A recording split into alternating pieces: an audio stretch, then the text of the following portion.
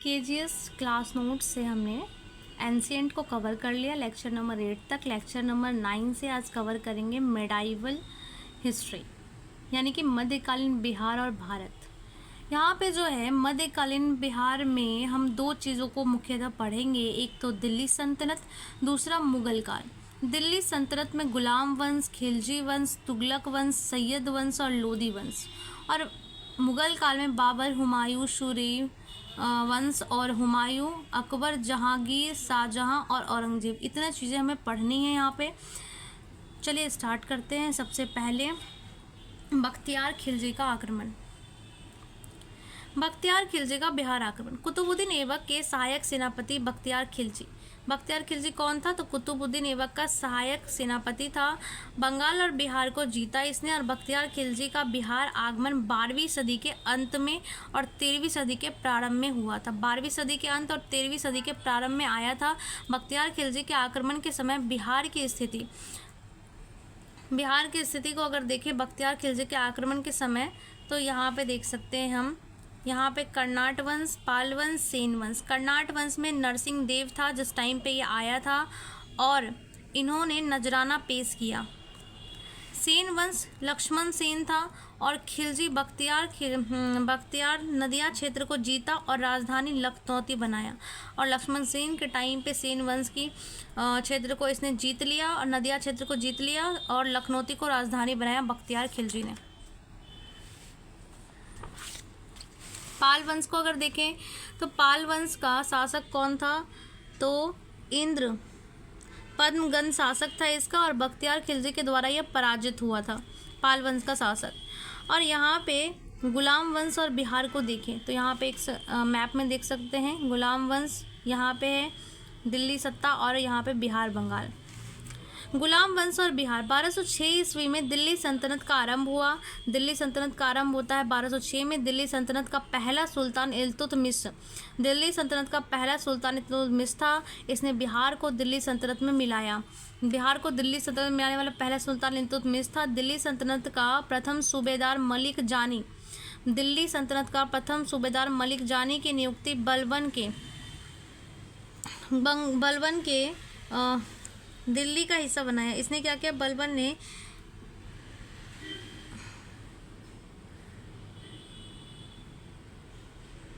गया को दिल्ली का हिस्सा बनाया। बलबन ने क्या किया? गया को दिल्ली का हिस्सा बनाया, और गया के शासक वन राज था। दिल्ली सल्तनत का प्रथम सूबेदार मलिक जानी की नियुक्ति हुई। बलबन ने गया को दिल्ली का हिस्सा बनाया बलबन ने, और गया के शासक उस टाइम पे वनराज था। खिलजी वंश और बिहार। अलाउद्दीन खिलजी ने मोहम्मद इस्माइल को दरभंगा भेजा। अलाउद्दीन खिलजी ने क्या किया? मोहम्मद इस्माइल को दरभंगा भेजा, और वहाँ पे प्रथम युद्ध इस्माइल और दरभंगा के बीच हुआ, और इसके राजा दरभंगा के राजा शक्र सिंह के बीच हुआ। और पहला जो युद्ध हुआ वो दरभंगा के राजा शक्र सिंह और इस्माइल के बीच हुआ, और जो शक्र सिंह थे वो विजय रहे। दूसरा युद्ध जो है उसमें शक्र सिंह हार गए। अलाउद्दीन और शक्र सिंह के बीच संधि हुई, और अलाउद्दीन ने क्या किया? सिक्के भोजपुर से प्राप्त हुए हैं। अलाउद्दीन के सिक्के कहाँ से प्राप्त किए गए हैं? भोजपुर से अलाउद्दीन के सिक्के प्राप्त हुए हैं। बलबन के शासनकाल के दौरान बिहार बंगाल के क्षेत्र में तुगड़िल खां के द्वारा विद्रोह किया गया था। तुगड़िल खां के द्वारा विद्रोह किया गया था किसके टाइम पे? बलबन के टाइम पे। अब है तुगलक वंश और बिहार। तुगलक वंश और बिहार। गयासुद्दीन तुगलक ने 1324 ईस्वी में बंगाल अभियान किया। गयासुद्दीन तुगलक ने 1324 ईस्वी में क्या किया? बंगाल अभियान किया, साथ ही बिहार भी जीता। और कर्नाट वंश के शासक हरि सिंह की हार हुई, और कर्नाट वंश के शासन का पतन हो गया। तुगलक वंश के शासनकाल में बिहार की राजधानी ओदंतपुरी यानी बिहार शरीफ थी, जो बौद्ध मठों की अधिकता थी जहाँ पे ओदंतपुरी में। इसका नाम परिवर्तन, दरभंगा का नाम इसने तुगलक वंश ने क्या कर दिया? तुगलकपुर कर दिया। तिरहुत का नाम तुगलकाबाद कर दिया। ओदंतपुरी का नाम बिहार शरीफ। दरभंगा का नाम तुगलकपुर, तिरहुत का नाम तुगलकाबाद, ओदंतपुरी का नाम बिहार शरीफ। मिनहाज सिराज की पुस्तक तबकात नासरी थी। और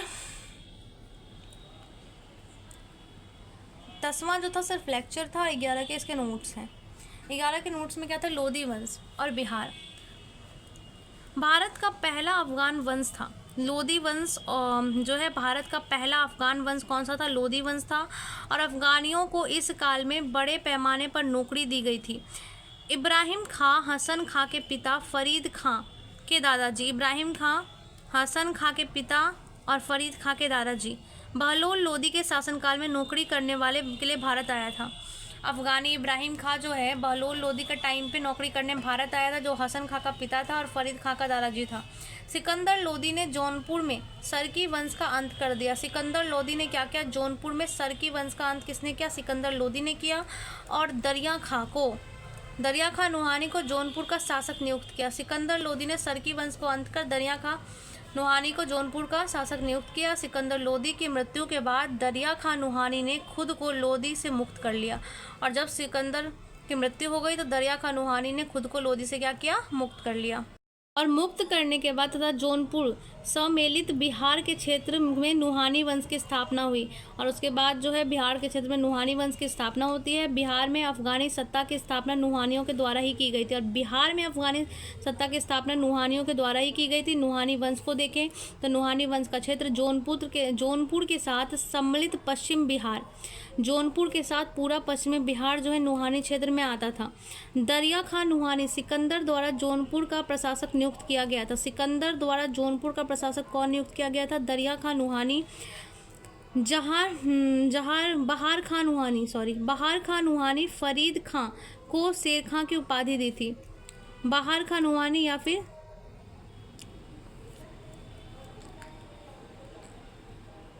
बहार खां नुहानी ने क्या किया था? यहाँ पे उलाव खां होना चाहिए।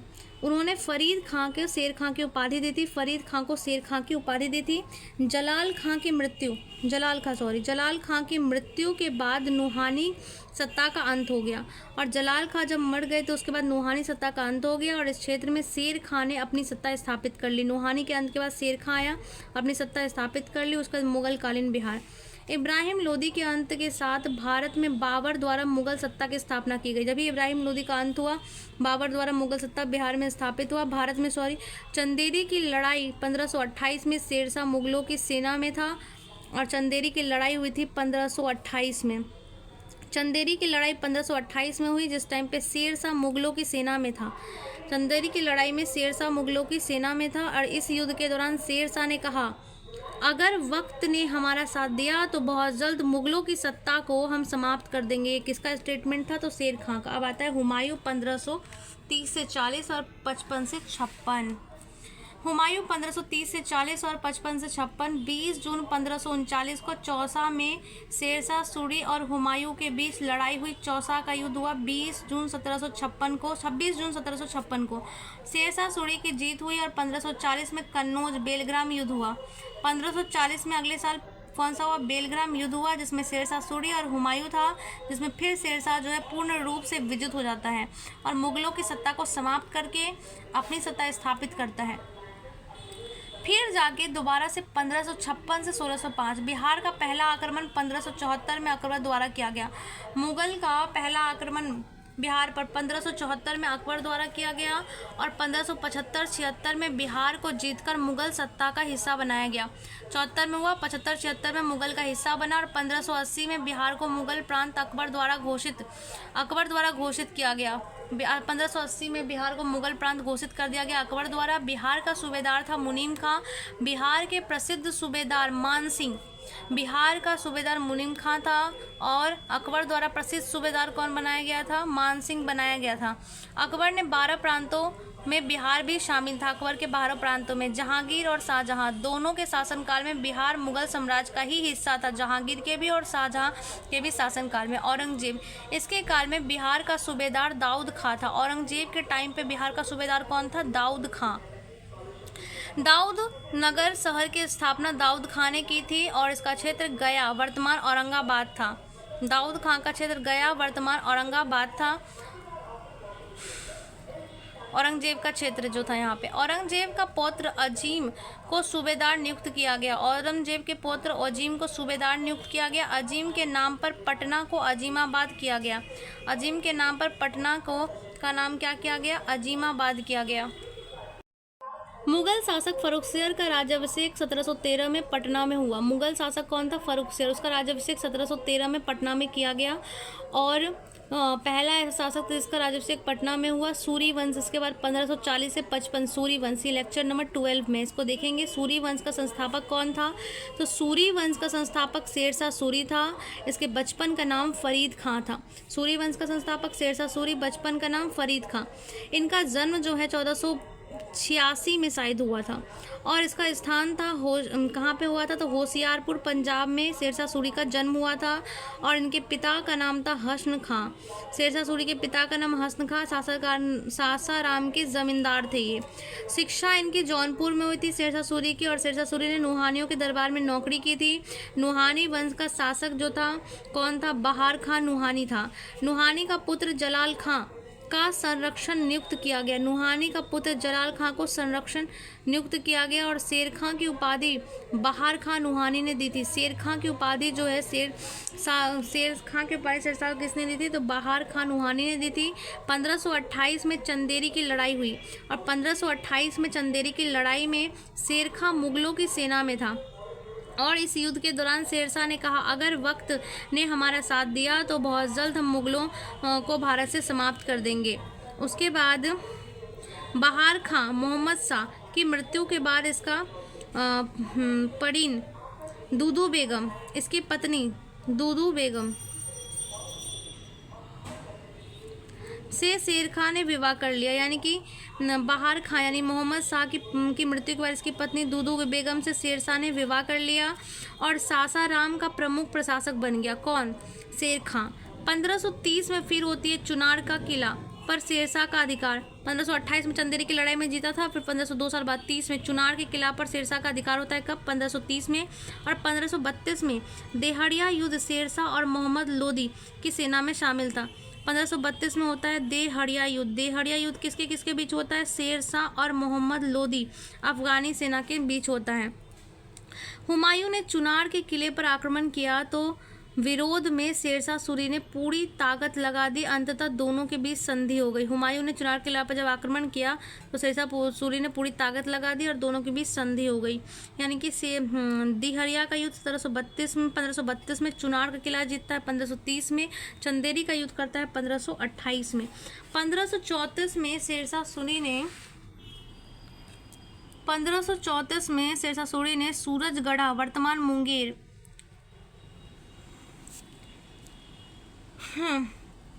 और बंगाल की संपूर्ण सेना को हराया था। सूरजगढ़ा बंगाल की संपूर्ण सेना को हराया था 1534 में सूरजगढ़ा में। चौसा की लड़ाई जो है वो 26 जून 1539 को बक्सर में हुई। चौसा की लड़ाई 26 जून 1539 को बक्सर में हुई। यानी कि सबसे पहले 1528 में किसकी लड़ाई होती है? चंदेरी की लड़ाई होती है 1528 में। 1530 में चुनार का किला जीतता है। 1532 में क्या करता है? देहड़िया का युद्ध होता है जिसमें मोहम्मद लोदी की अफगानी सेना में ये शामिल था। उस पर 1534 में जो है सूरजगढ़ा में ये हराता है बंगाल की संपूर्ण सेना को। और 1539 में कब? 26 जून 1539 को बक्सर में युद्ध हुआ। चौसा की लड़ाई बक्सर में हुआ युद्ध और शेरशाह और हुमायूं के बीच हुआ, जिसमें विजय कौन रहा? शेरशाह रहा। चौसा की लड़ाई 1539 में शेरशाह की उपाधि हजरत ए आला मिला। शेरशाह को एक उपाधि दी गई। इसके बाद हजरत ए आला, चौसा की लड़ाई के बाद हजरत ए आला। 1540 में कन्नौज बेलग्राम का युद्ध हुआ। उसके बाद 1540 में फिर एक युद्ध होता है। कौन सा? कन्नौज बेलग्राम का युद्ध शेरशाह और हुमायूं के बीच, जिसमें शेरशाह जीत जाता है 1540 में। और इसके साथ भारत में अस्थायी तौर पर मुगलों का साम्राज्य समाप्त हो गया। शेरशाह सूरी ने 1541 में पटना में पुनर्निर्माण कराया और सूरी वंश की राजधानी बनाई। पटना का पुनर्निर्माण शेरशाह सूरी ने 1541 में कराया और सूरी वंश की इसको राजधानी बनाया। शेरशाह ने बंगाल में ढाका से पेशावर तक सड़कों का मरम्मत कराया। और शेरशाह ने बंगाल से ढाका तक जितनी सड़कें थी उसका मरम्मत कराया। और भारत का सबसे लंबे सड़क करवाकर भारत का सबसे लंबा सड़क का निर्माण कराया, जिसे सर्क ए आजम की उपाधि दी गई। सबसे लंबा सर का ग्रैंड ट्रंक रोड का निर्माण कराया, जिसे सर के आजम की उपाधि दी गई। इसके शासन में भू राजस्व 1/3 था। अंग्रेजों ने इस लंबे सड़क को जीटी रोड यानी ग्रैंड ट्रंक रोड का नाम दिया सर के आजम को। यह सड़क वर्तमान में बिहार के सासाराम, औरंगाबाद, गया से गुजरती है। NH फर्स्ट सासाराम, औरंगाबाद और गया से गुजरती है। शेरशाह सूरी ने प्रत्येक कोस 3 किलोमीटर पर एक सराय का निर्माण कराया। प्रत्येक 3 किलोमीटर पर एक सराय का निर्माण कराया और सरायों की मदद से डाक प्रचलन विस्तार किया और सरायों की मदद से इन्होंने डाक प्रचलन का विस्तार किया। शेरशाह शुरू से क्या करता था, तो चांदी के सिक्के चलवाए, जिसे रुपया कहा। शेरशाह सूरी ने क्या किया, चांदी के सिक्के चलवाए, जिसे क्या कहा गया, रुपया कहा गया। दूसरा सिक्का दाम था इनका, रुपया और दाम चलवाया। 1544 में मारवाड़ जीतने के क्रम में शेरशाह ने कहा, जब 1544 में शेरशाह ने मारवाड़ जीता तो उन्होंने कहा, मुट्ठी भर बाजरे के लिए आज पूरा साम्राज्य गवा बैठते। मुट्ठी भर बाजरे के लिए आज पूरा साम्राज्य गवा बैठते, यानी कि जब इन्होंने मारवाड़ को जीता तब इन्होंने कहा। 1545 में शेरशाह का कलिंजर अभियान हुआ। 1545 में शेरशाह ने कलिंजर पर अभियान किया और इस समय इसी उम्र लगभग 73 वर्ष थी। और जिस समय इन्होंने किया तो इनकी उम्र कितनी थी, 73 वर्ष। परंतु इसकी इच्छा शक्ति ने कलिंजर जीतने में सफल बनाया। इसी क्रम में इसकी मृत्यु हो गई, मर गया ये, और इसके पुत्र इस्लाम शाह राजगद्दी पर बैठा। और शेरशाह सूरी के पुत्र का नाम क्या था, इस्लाम शाह। 1533 में इस्लाम शाह की मृत्यु के बाद सिकंदर शाह सूरी, इस्लाम शाह के बाद कौन बना, 1553 में मर गया ये, तो उसके बाद सिकंदर शाह सूरी बना। और 1555 में मछीवाड़ा तथा सरहिंद की लड़ाई, सूरी वंश पूर्णतः अंत हो गया। और मछीवाड़ा और सरहिंद की लड़ाई होती है 1555 में, जिसमें पूर्णतः इसका अंत हो गया और भारत पुनः मुगल साम्राज्य का शुरुआत हो गई। सिख संप्रदाय और बिहार। सिखों के 9वें गुरु तेग बहादुर पटना में थे। सिखों के 9वें गुरु का नाम था तेग बहादुर, जो पटना में इनका जन्म हुआ। और 10वें गुरु गुरु गोविंद सिंह थे। सिखों के 9वें गुरु तेग बहादुर पटना आए थे और इनके 10वें गुरु गुरु गोविंद सिंह का जन्म यहाँ पे हुआ था, पटना में। जन्म इनका 26 दिसंबर 1666 को सिखों के 10वें गुरु का जन्म हुआ था और इसकी स्थान पटना थी। माता का नाम गुजरी देवी था और पिता का नाम तेग बहादुर, गुरु गोविंद सिंह के। और सिखों के लिए सिखों के लिए पटना साहिब में गुरुद्वारा एक प्रमुख तीर्थ स्थल है सिखों के लिए। और यहाँ पे जाके हमारा मिडाइवल खत्म हो जाता है।